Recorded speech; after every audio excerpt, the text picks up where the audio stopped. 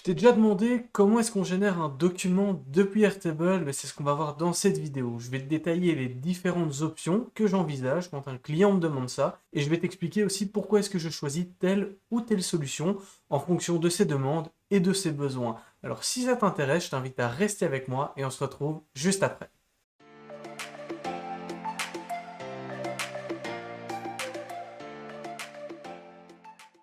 Alors ici, je vais un peu tricher parce que je vais repartir d'un article que j'ai déjà écrit pour mon blog et je vais le parcourir avec toi pour t'expliquer ça oralement. Comme ça, tu as quelque chose d'un peu plus interactif que le blog. Pour contextualiser, en général, ce qu'on appelle générer des documents, c'est générer des documents comme Word, comme un document Google Docs, etc. pour chacune des lignes d'une table, d'une base de données. Donc par exemple, tu vas avoir une table avec tes clients, eh bien, tu vas vouloir générer un récapitulatif pour chaque client. Ou tu vas avoir une table avec tes factures, tu vas vouloir générer une facture pour chaque ligne, un document de facture qui correspond à ta ligne de facture. Ça, c'est en gros le principe de générer des documents. Alors, ces documents, il y a d'autres exemples, ça peut soit être des factures, des offres ou des rapports. Et donc, ces documents, on va vouloir les générer directement depuis Airtable pour pouvoir après soit les envoyer à notre client, soit nous les garder, les stocker, etc. Alors, il y a différentes solutions qui existent et on va s'orienter vers ces solutions en fonction de différents points auxquels on attache de l'importance. Et donc, ces différents points, en fait, ça va être, par exemple, le fait que vous souhaitiez ou non exporter ces documents automatiquement. Par exemple, il existe la solution de Airtable qui permet de générer des documents, mais qui ne permet pas de les exporter. Donc ça va être un critère. On a aussi le critère de est-ce qu'on a besoin de générer ces documents en masse, c'est-à-dire appuyer sur un bouton et générer 100 factures en une fois. Ou bien est-ce qu'on va le faire manuellement en appuyant sur générer et récupérer le fichier.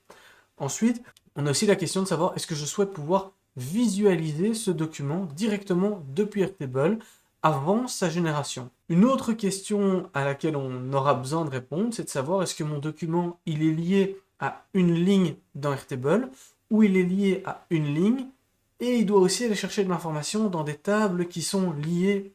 Est-ce que c'est le cas ou non? Eh bien en fonction, ça va aussi influencer notre choix. Donc ici, je vais parcourir avec toi les différentes solutions qui existent à l'heure actuelle dans Airtable et on va un peu les détailler. Alors la première, c'est le bloc Page Designer. Page Designer, je vais te le montrer, comme ça tu vois directement ce que c'est. Pour ça, il faut évidemment un forfait pro, donc avoir accès aux apps qui se trouvent à droite. Alors ici, je vais faire un dashboard, un Page Designer, et concrètement, ça se présente comme ceci. Tu édites un layout, donc c'est un Page Designer ici qui est lié à mon client, et je vais avoir un récapitulatif de sa commande, du statut de sa commande et des produits.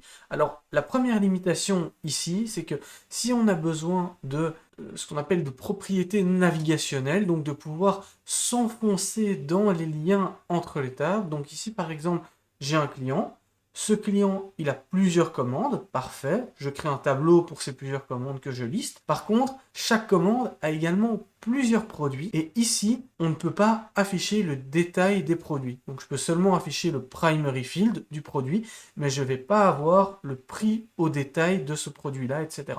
Donc ici, on voit qu'on a un niveau de granularité, on peut descendre, on génère un document pour un record, et on peut faire un tableau avec une table liée, mais on peut pas aller encore un niveau en dessous. Donc ça, en fonction de vos besoins, ça va être plus ou moins limitant. Un second problème que moi je vois souvent au Page Designer, c'est que on est obligé de générer ces documents manuellement. C'est-à-dire qu'on va pouvoir se balader ici et faire Next ou Previous et changer de record. Mais si on veut par exemple le sauver en PDF, on va être obligé de faire Print. Et là, on va devoir choisir le record qu'on veut printer, faire print. Là, il me prépare ça et je vais pouvoir l'enregistrer au PDF en PDF directement dans Chrome, mais ça va être une opération qui est manuelle. Donc, on ne va pas pouvoir dire je vais l'enregistrer automatiquement dans un Google Drive ou dans un dossier spécifique, etc. Donc ça peut être assez limitant aussi, puisque ça requiert pour chaque document d'avoir un utilisateur quelque part qui à un moment va faire une procédure manuelle. Alors, l'avantage par contre du Page Designer, c'est qu'on a directement un aperçu du document qui va être généré et on a finalement les codes stylistiques de Airtable qui sont repris, comme par exemple le single select qui a un chouette style, etc. Et globalement, le page designer est très facile à utiliser. Donc, ça peut toujours être une première étape intéressante pour déjà voir si ça convient. Et si ça ne convient pas, vous pouvez passer sur d'autres solutions.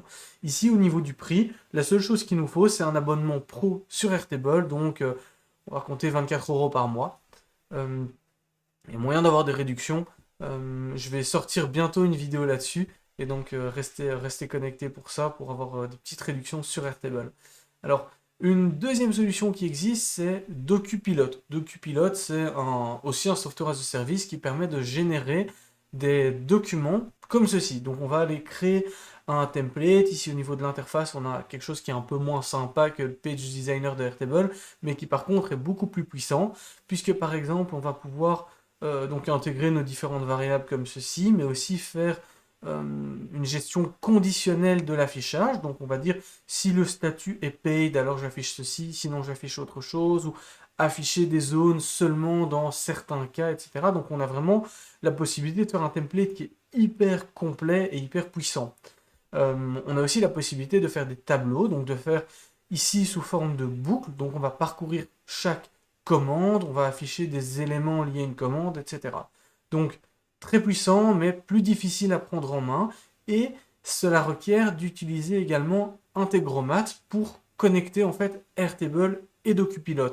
Donc ici, on va rapidement être à des tarifs un peu plus élevés, puisque DocuPilot, si vous générez beaucoup de documents, ça va assez vite coûter cher. Ici, j'ai plus le pricing en tête, mais au niveau du prix, vous voyez, pour 100 documents, on est à 29 $ par mois. C'est pas génial.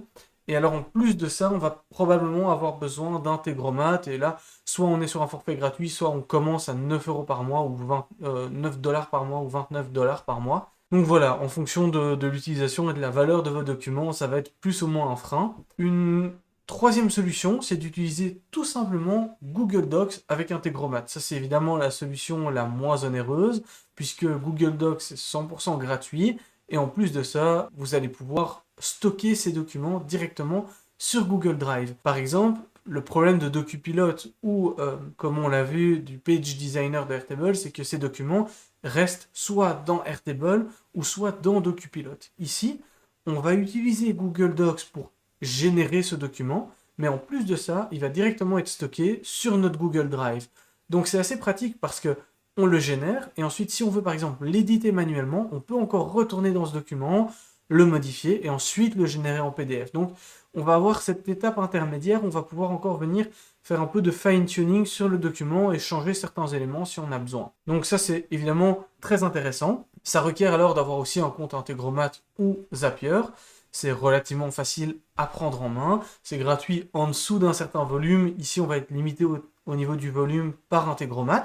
Et alors, au niveau des inconvénients, on a le fait qu'on ne puisse pas faire de boucle avec Integromat en tout cas, donc on ne va pas pouvoir générer de tableau par exemple. Donc ça peut être assez limitant. Par exemple, on ne va pas pouvoir faire comme je l'ai fait tout à l'heure dans Airtable, c'est-à-dire avoir un récapitulatif des commandes d'un client. Puisque ici, on va faire un client, on ne va pas pouvoir insérer de nouvelles lignes dans un tableau ou faire une boucle, etc. Ça, c'est pas possible à l'heure actuelle. Donc, à noter en fonction de vos documents, ça va être peut-être un élément à prendre en compte. Et alors, la quatrième solution, et ça c'est celle qui est la moins chère évidemment et la plus sophistiquée, c'est d'utiliser Google Docs, Airtable Script et entre les deux Google Apps Script. Google Apps Script, c'est une interface de programmation qui va vous permettre de générer des documents Google Docs, de prendre des rendez-vous dans votre calendrier, d'envoyer des mails, etc. Et donc ici, c'est une solution qui va être quasi 100% en code. Donc c'est évidemment un peu plus compliqué à mettre en place. Ici, il faut compter en termes de développement entre une demi-journée et 2 jours de développement pour un document, on va dire, traditionnel. L'avantage par contre, c'est que si vous générez de grands volumes de documents, on n'aura aucune limitation. Donc là, que vous génériez un document ou 1000 par mois ou 1000 par jour, ça ne vous coûtera jamais plus. Donc ça, c'est évidemment le gros avantage, c'est que c'est gratuit à l'utilisation. Donc c'est vraiment la solution que je recommanderais si vous devez générer beaucoup de documents. Voilà. Donc on a parcouru ici les quatre solutions que moi j'envisage. Il y en a certainement d'autres. Je sais que je connais WebMerge, enfin je connais pas mal d'autres. Ici, je pense qu'avec ces quatre-là, vous avez déjà une bonne vue d'ensemble et ça devrait déjà couvrir la plupart de vos cas d'utilisation. Donc si vous avez un doute sur quel outil utiliser, n'hésitez pas à prendre rendez-vous directement dans la description YouTube. On propose des sessions de 20 minutes de consulting. Donc c'est l'occasion aussi de présenter votre projet et voir un peu quelle est la solution que nous on recommanderait. C'est sans engagement, donc vraiment sentez-vous libre de prendre un rendez-vous. Donc c'est tout pour cette vidéo. Si vous avez des questions, n'hésitez pas à le mettre aussi directement en commentaire. Et sinon, je vous dis à la prochaine pour une nouvelle vidéo. Salut!